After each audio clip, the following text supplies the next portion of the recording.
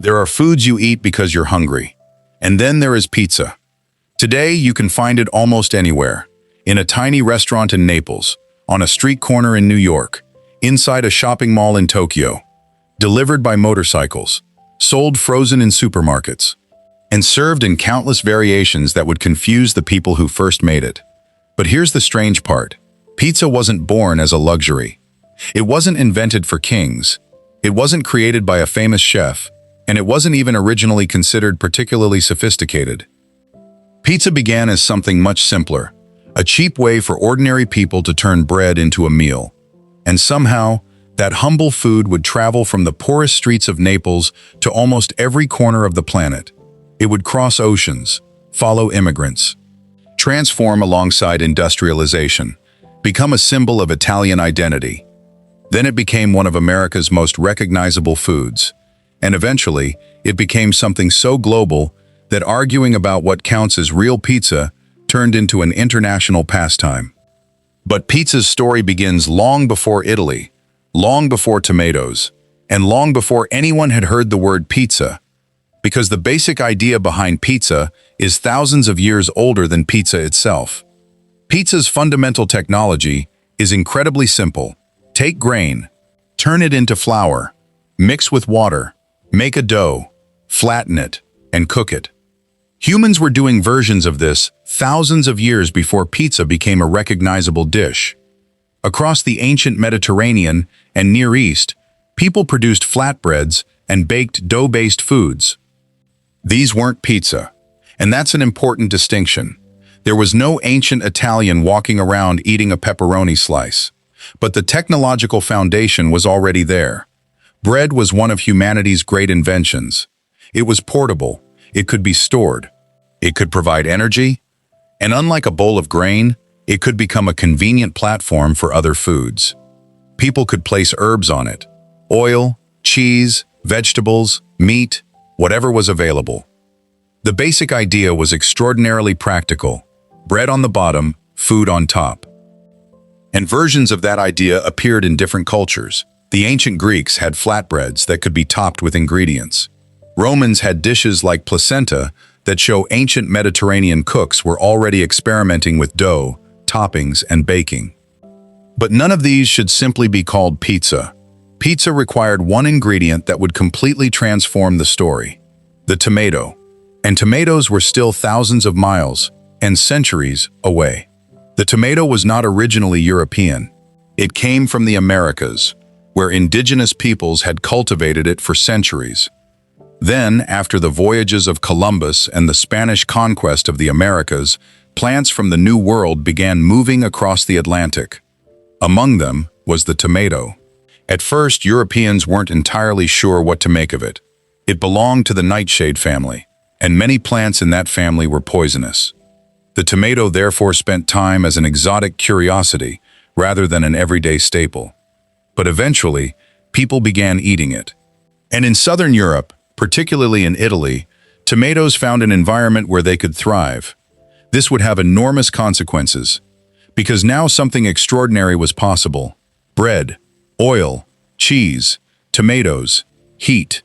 The ingredients were simple, but together they created the foundation of what we now recognize as pizza. Still, there was one more ingredient required: the city, and that city was Naples. To understand the history of pizza, you have to understand Naples. For centuries, Naples was one of Europe's largest and most crowded cities. It was also a city of enormous inequality. The wealthy lived very differently from the poor, and the city's poorest residents needed food that was cheap, filling, portable, and easy to sell. Pizza was perfectly designed for that environment. The dough was cheap. Tomatoes were relatively inexpensive. Oil could add flavor. Cheese could be used sparingly, and the whole thing could be cooked quickly in a hot oven. Pizza could be sold by street vendors and small shops. Workers could eat it without needing a dining room. You didn't need a knife and fork. You could buy it, fold it, eat it, keep moving. This was not fine dining. Pizza was associated with ordinary people, and that is precisely why it succeeded. The food reflected the city around it: crowded, fast, informal, and practical. But Naples did more than adopt pizza. It developed the specific traditions that would become internationally recognized. And two versions would become particularly famous: Marinara and Margherita. The pizza known as marinara is one of the oldest Neapolitan styles. Despite its name, it doesn't necessarily mean seafood. Its classic ingredients are remarkably simple: tomato, garlic, oregano, olive oil, and dough.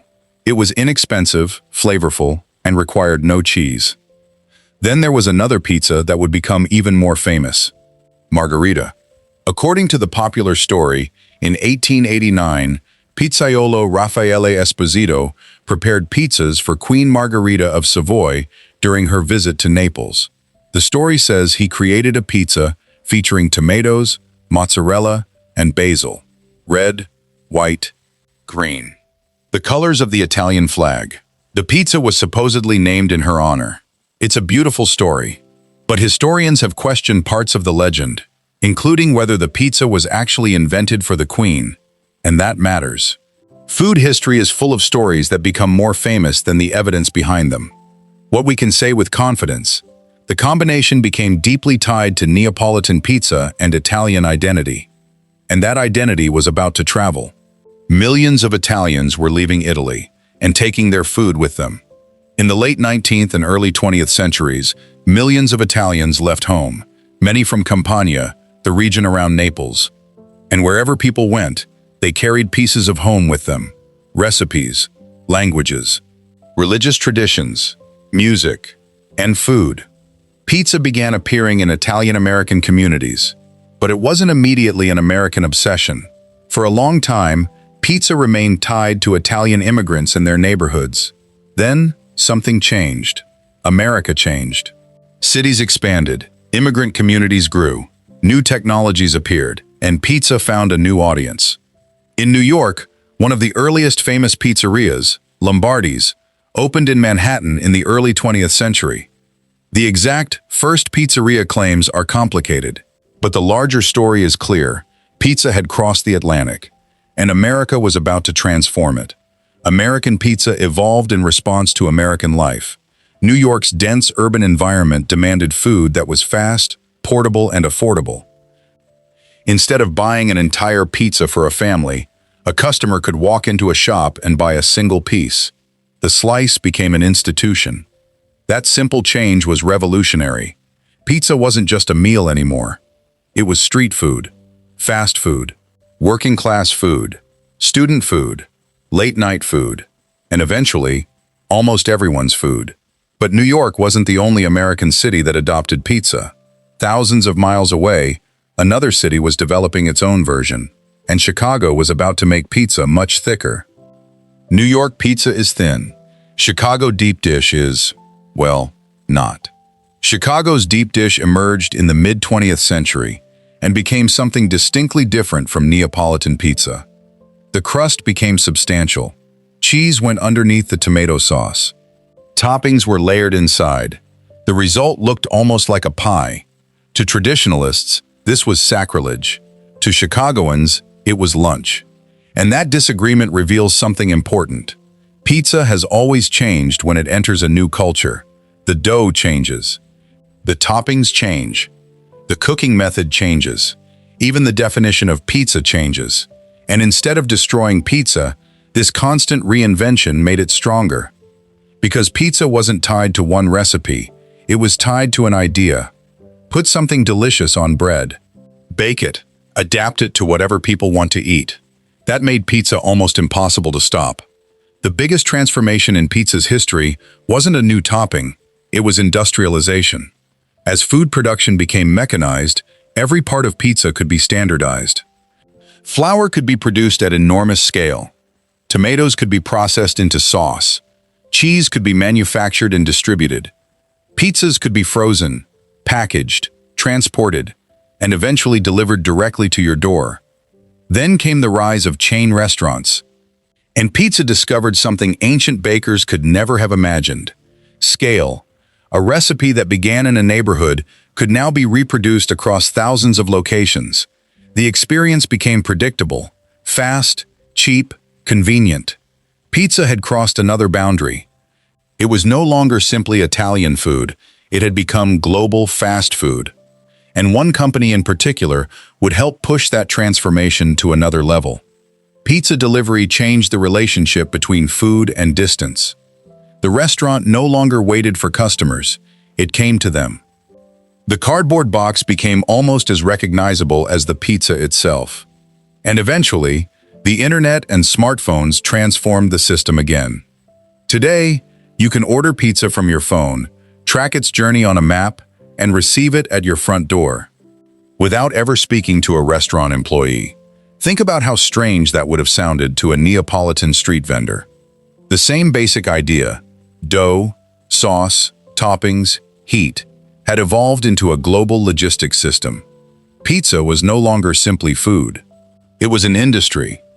And then pizza did something even more remarkable. It became local everywhere. Japan developed its own pizza culture. Brazil embraced pizza on a massive scale. India created pizzas featuring local flavors and ingredients. Across Africa, Asia, Europe, and the Americas, pizza adapted again and again. Sometimes subtly, sometimes radically. But the basic formula survived. That is why there may be no single correct pizza anymore. Neapolitan, New York, Chicago, Sicilian, Detroit style, and countless local interpretations. The food that began as inexpensive street food became a blank canvas for entire cultures. And perhaps that's the most remarkable thing about the history of pizza. It wasn't invented by one genius.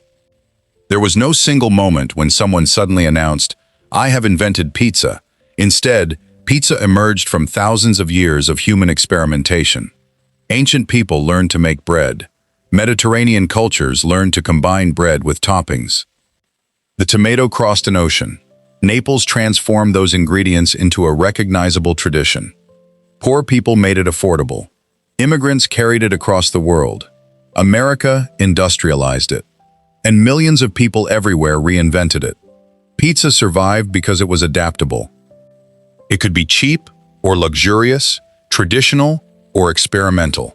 It could feed a family or one hungry person standing on a street corner. And that's why pizza conquered the world. Not because everyone agreed on what pizza should be, but because everyone could make it their own.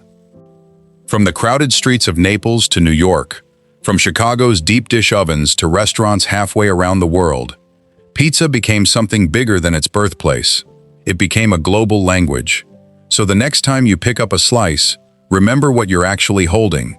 Not just dough, not just tomato, not just cheese.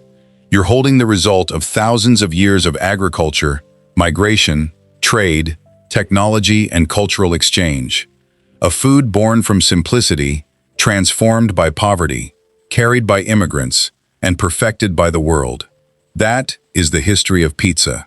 And perhaps the greatest proof that the foods which change the world are the ones never meant to. If you enjoyed this story, subscribe for more hidden histories of the foods we eat every day. Because the next time you look at your dinner, you might be looking at history.